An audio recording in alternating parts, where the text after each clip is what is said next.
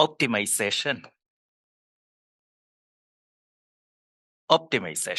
നമുക്ക് നമ്മുടെ ബിസിനസ്സിനെ, ഏതൊരു ബിസിനസ്സിനെയും വളർത്താൻ, ഗ്രോ ചെയ്യാൻ 4 സ്റ്റെപ്പേ ഉള്ളൂ. അല്ലെങ്കിൽ 4 മോഡലിലാണ് നമ്മളുടെ ബിസിനസ്സിനെ വളർത്താൻ നമുക്ക് പറ്റുന്നത്.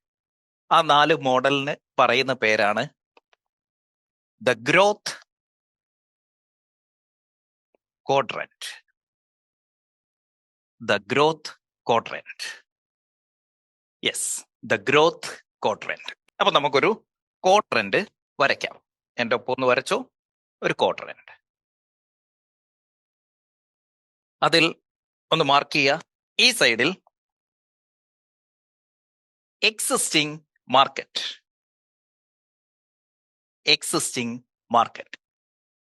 ഇവിടെ ന്യൂ മാർക്കറ്റ്.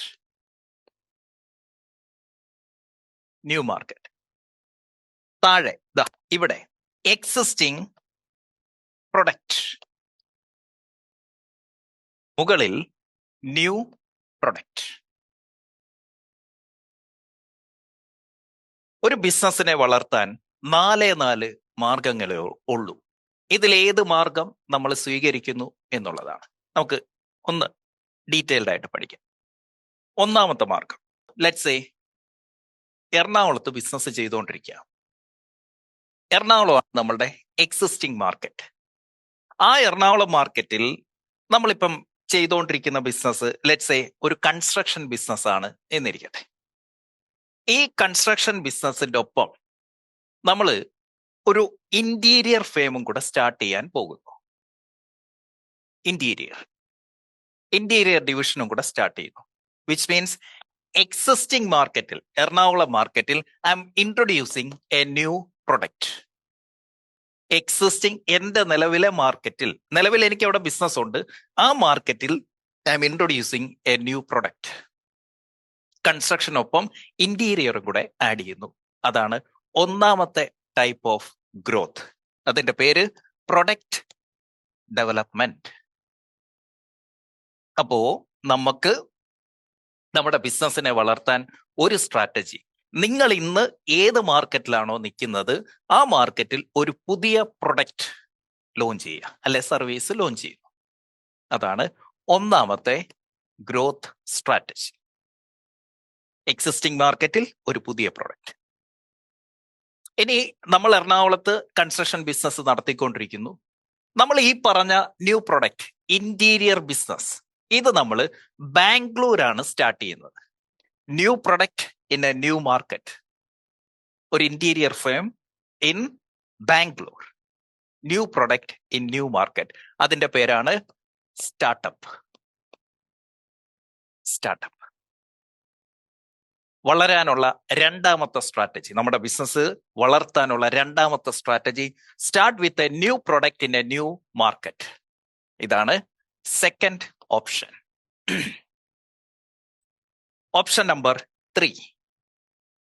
ഞാനിപ്പോ എൻ്റെ എക്സിസ്റ്റിംഗ് പ്രൊഡക്റ്റ് എറണാകുളത്ത് ഞാൻ കൺസ്ട്രക്ഷൻ കമ്പനി നടത്തിക്കൊണ്ടിരിക്കുന്നു. ഞാൻ ഈ അതേ കൺസ്ട്രക്ഷൻ ഞാൻ കോഴിക്കോട്ടേക്കൂടെ സ്റ്റാർട്ട് ചെയ്യുന്നു, അല്ലെങ്കിൽ ഞാൻ തിരുവനന്തപുരത്ത് സ്റ്റാർട്ട് ചെയ്യുന്നു. Existing product in a new market. ഇതിന്റെ പേരാണ് expansion. Existing product in a new market. Option number 3. ഒരു ബിസിനസ് വളർത്താനുള്ള മൂന്നാമത്തെ ഓപ്ഷനാണ് എക്സ്പാൻഷൻ. അതിനെ മാർക്കറ്റ് ഡെവലപ്മെന്റ് എന്നും പറയും. അപ്പോൾ ഒന്നാമത്തെ ഓപ്ഷൻ എന്താ? എക്സിസ്റ്റിംഗ് മാർക്കറ്റിൽ ഒരു പുതിയ പ്രൊഡക്റ്റ് കൊണ്ടുവരുന്നു, അതിന്റെ പേര് പ്രൊഡക്റ്റ് ഡെവലപ്മെന്റ്. അല്ലെങ്കിൽ ന്യൂ മാർക്കറ്റിൽ ഒരു ന്യൂ പ്രൊഡക്റ്റ് കൊണ്ടുവരുന്നു, അതിന്റെ പേര് സ്റ്റാർട്ടപ്പ്. അതല്ലെങ്കിൽ എക്സിസ്റ്റിംഗ് പ്രൊഡക്റ്റ് പുതിയൊരു മാർക്കറ്റിലേക്ക് കൊണ്ടുവന്നു, അതിന്റെ പേര് എക്സ്പാൻഷൻ. ഓപ്ഷൻ നമ്പർ 4, നാലാമത്തെ ക്വാഡ്രന്റ്. 4. ഇങ്ങോട്ട് നോക്കിക്കഴിഞ്ഞ തന്നെ എറണാകുളത്താണ് കൺസ്ട്രക്ഷൻ ബിസിനസ് ആണ് നടത്തിക്കൊണ്ടിരിക്കുന്നത്. ഞാൻ എന്ത് ചെയ്യുന്നു? നിലവിൽ എറണാകുളത്തെ ഓഫീസ്, അവിടുത്തെ സ്റ്റാഫ്, അവിടുത്തെ മാർക്കറ്റ്, അവിടുത്തെ സിസ്റ്റം, ഇതിനെ കൂടുതൽ പെനിട്രേറ്റ് ചെയ്യാൻ, ഡീപ്പായിട്ട് ഇറങ്ങാൻ തീരുമാനിക്കുന്നു. ഇതിന്റെ പേരാണ് ഒപ്റ്റിമൈസേഷൻ. എക്സിസ്റ്റിംഗ് മാർക്കറ്റിൽ എക്സിസ്റ്റിംഗ് പ്രൊഡക്റ്റ് തന്നെ കൂടുതൽ ആഴത്തിലേക്ക് ഇറങ്ങുന്നു. എക്സിസ്റ്റിംഗ് മാർക്കറ്റിൽ എക്സിസ്റ്റിംഗ് പ്രൊഡക്റ്റ് കൂടുതൽ ഡെപ്തിലേക്ക് ഇറങ്ങുന്നു. അപ്പം ഇത് തമ്മിലൊന്ന് നോക്കിക്കേ. എക്സ്പാൻഷൻ എന്താണ്? എറണാകുളത്ത് ചെയ്തുകൊണ്ടിരിക്കുന്നു, ഞാൻ കോഴിക്കോട്ടും കൂടെ എക്സ്പാൻഡ് ചെയ്യുന്നു, വിച്ച് മീൻസ് വിത്ത്. ഇവിടെ എന്താണ്? എറണാകുളത്താണ് ഞാൻ ബിസിനസ് ചെയ്യുന്നത്, എറണാകുളത്ത് തന്നെ ആഴത്തിലേക്ക് ഇറങ്ങാൻ ഞാൻ തീരുമാനിക്കുന്നു. ഇതെന്താണ്? ഡെപ്ത്. കഴിഞ്ഞ 9 വർഷമായി ഞാൻ ഈ ട്രെയിനിങ് മേഖലയിലുണ്ട്. ഞാൻ തീരുമാനിച്ചിരിക്കുന്നത് 2030 വരെ എൻ്റെ എക്സിസ്റ്റിംഗ് മാർക്കറ്റായ കേരളം അല്ലെങ്കിൽ മലയാളി ഓഡിയൻസ്, ആ മലയാളി സംരംഭകരെ ബിസിനസ് പഠിപ്പിക്കുന്ന ഈ ഒരു പ്രൊഡക്റ്റ്, ഇതിന്റെ ആഴങ്ങളിലേക്ക് പോകുക എന്നുള്ളതാണ്. അതിന്റെ അടിത്തട്ട് കണ്ടെത്തുക എന്നുള്ളതാണ് ഞാൻ തീരുമാനിച്ചിരിക്കുന്നത്. എനിക്ക് വേണമെന്നുണ്ടെങ്കിൽ കേരള മാർക്കറ്റിൽ തന്നെ മലയാളി ബിസിനസ് ഓണേഴ്സിന്റെയോ അല്ലെങ്കിൽ മലയാളികളുടെ ഇടയിൽ എനിക്കൊരു പുതിയ ട്രെയിനിങ്ങുമായിട്ട് വരാം. മൈൻഡ് ട്രെയിനിങ്ങോ, അതല്ലെങ്കിൽ NLPയോ, അതല്ലെങ്കിൽ വേറെ ഏതെങ്കിലും കൈൻഡ് ഓഫ് ട്രെയിനിങ്ങുമായിട്ട് എനിക്ക് വേണമെങ്കിൽ ഇറങ്ങാം. അതിന്റെ പേര് പ്രൊഡക്റ്റ് ഡെവലപ്മെന്റ്. ഒരു പുതിയ പ്രൊഡക്റ്റ് ഇറക്കണമെങ്കിൽ അതുപോലെ മാർക്കറ്റ് ചെയ്യണം, അതുപോലെ പൈസ വേണം, അത്രയും ഇൻവെസ്റ്റ് ചെയ്യണം, അത്രയും റിസ്ക്കുമാണ്, ഉറപ്പില്ല.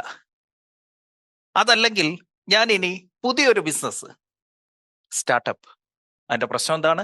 അതുപോലെ ഇനി അത് സീറോയിലാണിപ്പോ, അവിടെ നിന്ന് മൈനസിലാണിപ്പോ, അവിടെ നിന്ന് ഇനി മാർക്കറ്റ് പിടിച്ച് പൊക്കി കൊണ്ടുവന്ന് വീഡിയോ ചെയ്ത് ബ്രാൻഡ് ചെയ്ത് മായാസ് വേൾഡിനെ ബ്രാൻഡാക്കി മാറ്റി ഞാനത് ഡെവലപ്പ് ചെയ്യണം. അതേസമയം ആ പണവും ആ സമയവും ഞാൻ എൻ്റെ എക്സിസ്റ്റിംഗ് ട്രെയിനിങ് ബിസിനസ്സിന് വേണ്ടി ഇട്ടിരുന്നെങ്കിൽ വിത്തിൻ ഡേയ്സ്, വിത്തിൻ അവേഴ്സ് അതിന്റെ 10-100 ഇരട്ടി എനിക്ക് ഇവിടെ ഉണ്ടാക്കാൻ പറ്റും. കാരണം ഞാൻ പോകുന്നത് ഡെപ്തിലേക്കാണ്. എനിക്ക് വേണമെങ്കിൽ ഇതേ ബിസിനസ് എക്സ്പാൻഷൻ സീക്രട്ട് എനിക്ക് ഹിന്ദിയിൽ പഠിപ്പിക്കാം, എനിക്ക് തമിഴിൽ പഠിപ്പിക്കാം, എനിക്ക് ഇംഗ്ലീഷിൽ പഠിപ്പിക്കാം. ഈ 3 ലാംഗ്വേജും എനിക്ക് അറിയാം. പക്ഷെ അവിടേക്ക് പോകുമ്പോഴും എക്സിസ്റ്റിംഗ് പ്രൊഡക്റ്റിന്റെ ന്യൂ മാർക്കറ്റ്, തമിഴന്മാർക്ക് എന്നെ അറിയില്ല, ഹിന്ദിക്കാർക്ക് എന്നെ അറിയത്തില്ല. അതുകൊണ്ട് അതിന് പോകുന്നതിന് പകരം ഓൾറെഡി ഇവിടെ നമുക്ക് വേണ്ടിയിട്ടുള്ള കളം ഈ പത്രക്കാരും നാട്ടുകാരും എല്ലാവരും കൂടെ ഉണ്ടാക്കിയിട്ടിരിക്കുക. നമ്മൾ ഇനി എന്ത് ചെയ്താൽ മതി? നനഞ്ഞു കിടക്കുക, കുഴിച്ചാൽ മാത്രം മതി.